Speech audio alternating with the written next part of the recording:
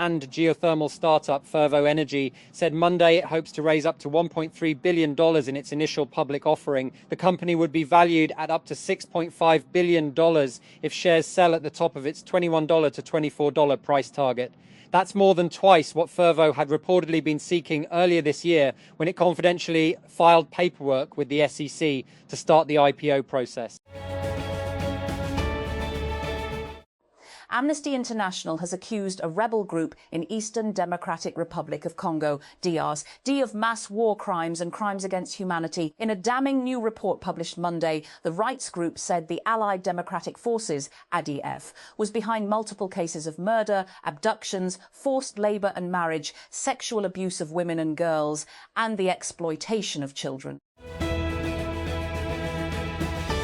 President Donald Trump says the U.S. has struck 7 Iranian fast boats in the Strait of Hormuz as Washington seeks to guide stranded ships out of the Gulf through the largely closed waterway. The UAE and South Korea both reported strikes on ships in the vital channel on Monday. The UAE also said a fire broke out at the oil port of Fujairah after an Iranian attack.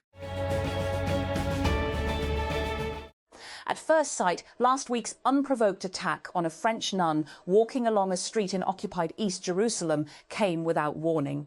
However, for the roughly 180,000 Christians living in Israel and the 10,000 or so Christians living in East Jerusalem, the attack is the latest in a growing number of incidents of abuse, assault, and intimidation that the community says has increased in tandem with Israel's turn towards far-right nationalism. While incidents of violence and arson grab the attention, low-level incidents of spitting, insults, and disparaging graffiti have become a daily experience for many Christians in the area, the majority of them Palestinian, contributing to the desire on the part of nearly half of all the religious community under 30 to leave. A severe security vulnerability affecting almost every version of the Linux operating system has caught defenders off guard and scrambling to patch after security researchers publicly released exploit code that allows attackers to take complete control of vulnerable systems. The US government says the bug, dubbed copy fail, is now being exploited in the wild, meaning it's being actively used in malicious hacking campaigns. US President Donald Trump has warned that Iran would be blown off the face of the earth if it attacks United States ships as tensions around the Strait of Hormuz push the truce between the two countries to the brink. Hostilities were renewed in the region on Monday as Iran attacked the United Arab Emirates, and Trump said the US military shot down 7 small Iranian boats near Hormuz. Brazilian President Luiz Inácio Lula da Silva is expected to travel to the United States to meet with his counterpart Donald Trump later this week. According to media reports, the Brazilian paper O Globo first reported the planned trip on Monday. The Reuters news agency also reported later in the day, citing 2 anonymous Brazilian officials, that Lula would travel to the US in the coming days. One source said he was travelling on Wednesday for a meeting with Trump the following day. And in the long-running saga that is Cerebras Systems' IPO, the finish line is finally in sight. The AI chipmaker said on Monday that it is preparing to sell 28 million shares at $115 to $125 a share. This would raise $3.05 billion and give it a $26.6 billion market cap at the high end. That would be a nice bump in just a couple of months for the late investors who piled into its $1 billion Series H at a $23 billion valuation in February. And it would also be a boon to OpenAI and a few of its executives. Russia and Ukraine have declared competing unilateral ceasefires in their 4-year war. Russia announced on Monday that its ceasefire would be between May 8 to 9, when it traditionally marks Victory Day in the Great Patriotic War, as it calls World War II, with a major military parade in Moscow. Kyiv said later that it was calling its own ceasefire for May 5 to 6. And Israeli forces detained 2 activists after stopping the Gaza-bound Sumud flotilla off the coast of Greece. It happened in international waters nearly 1,000 kilometers from the Strip. And Russia on Monday declared a unilateral ceasefire with Ukraine between May 8 to 9, when Moscow marks its annual World War II Victory Day commemorations, and threatened a massive missile strike on Kyiv if Ukraine violated it.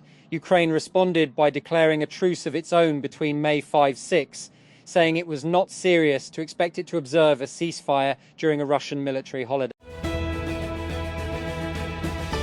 23 innocent bystanders have been killed and 30 wounded in gangland shootings in Sweden over the past 3 years, according to statistics that highlight the country's battle to rein in violent crime. Sweden has struggled for more than a decade to contain gang violence linked primarily to score settling and battles to control the drug market.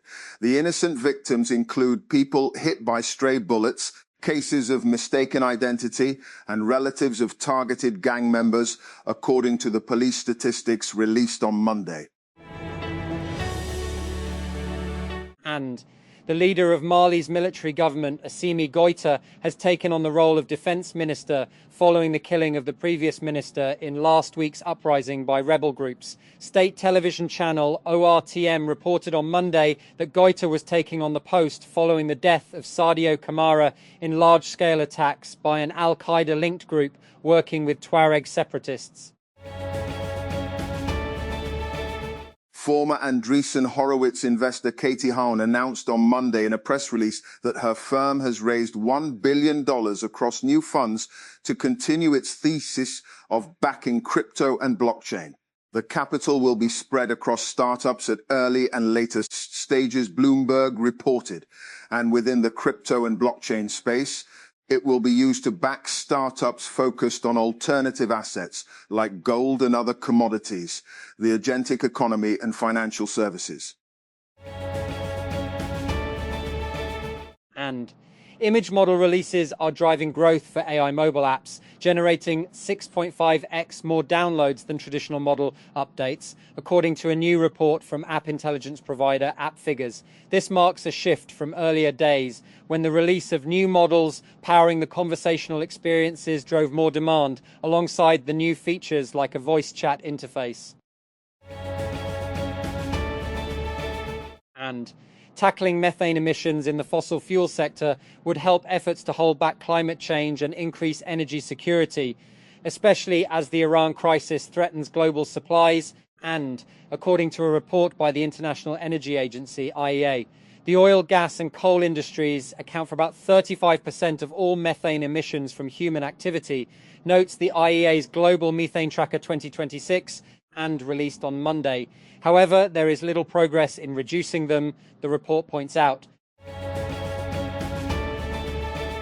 The Zambian government has suspended negotiations with the United States on multi-billion-dollar deals for health services and minerals. Foreign Minister Malambo Haimbe said on Monday that the proposed agreements have stalled due to Washington's unacceptable terms and demands for preferential treatment. The United Arab Emirates, UAE, on Monday formally withdrew from the Organization of Arab Petroleum Exporting Countries, SOPEC, just days after exiting another bloc which shocked energy markets. The announcement follows the UAE's earlier exit from OPEC and the wider OPEC Plus alliance. Islamabad, the National Accountability Bureau, NAB, Karachi on Monday announced the recovery of 80 acres of government land illegally allotted to Baria town in the Gulshan Islamist housing scheme in Hyderabad's Der Ganjo Takar. A press release said, according to the press release, the land worth $6 billion was located in a prime area of Hyderabad district. And public opinion within parts of the American Jewish community on the US-led war against Iran has shown a noticeable shift, with support easing and opposition rising over time, according to a recent survey.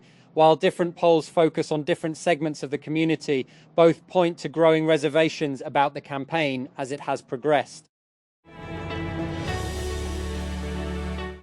The Pakistan Navy and Pakistan Maritime Security Agency, PMSA, provided humanitarian assistance to over half a dozen sailors stuck aboard an offshore tug and supply vessel in the Arabian Sea, security sources said on Monday.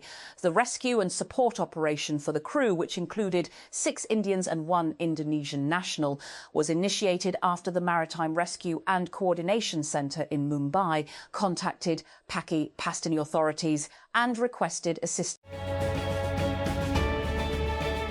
The United States Supreme Court has temporarily reinstated a rule allowing an abortion pill to be prescribed through telemedicine and dispensed through the mail, lifting a judicial ban that narrowed access to the medication nationwide. Justice Samuel Alito issued an interim order on Monday, pausing for 1 week a decision by the New Orleans-based 5th U.S. Circuit Court of Appeals to reimpose an older federal rule requiring an in-person clinician visit to receive mifepristone.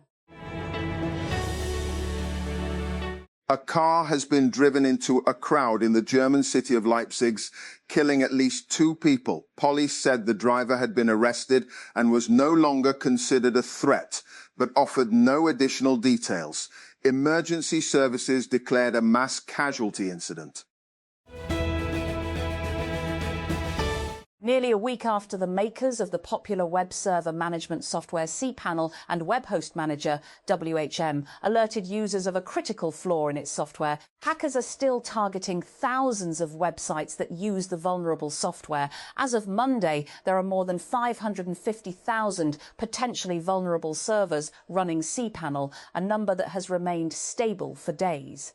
And there are now around 2,000 cPanel instances likely compromised, down from around 44,000 on Thursday. These statistics are published by Shadow Server, a non-profit organisation that scans and monitors the internet for cyber attacks. Following a directive from the Board of Revenue Punjab, district administrations across the province have started revising property valuation rates. Sources told Pro-Pakistani that the Prime Minister has been briefed that reducing tax-related friction in the property sector could help attract investors from the United Arab Emirates and other Gulf countries.